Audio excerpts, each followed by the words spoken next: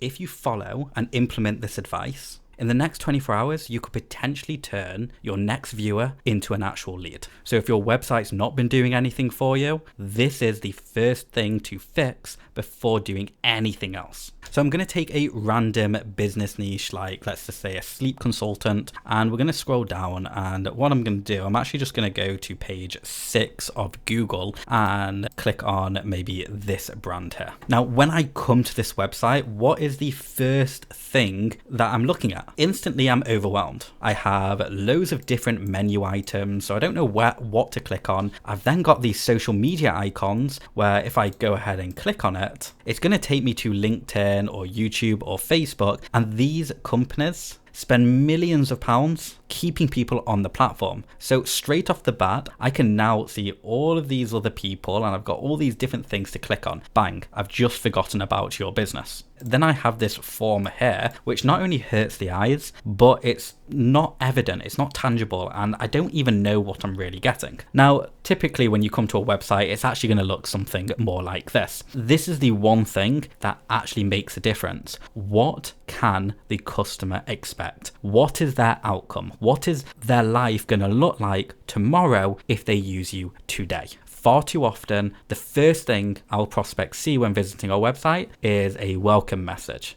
or some generic term about what we do. No, if you want to turn a viewer and a cold viewer into a lead, you need to make it unbelievably clear what it is you can do for them there and then. So here is saying catching little dreams. What does that even mean for the prospect? It's a cute line, but we're not selling cute stuff. What we want to know is, am I going to have the best night's sleep of my life after using your services? If the first thing is not the outcome that your prospect wants to know, then your website is not doing a good job, and you need to talk to someone like me to make it better.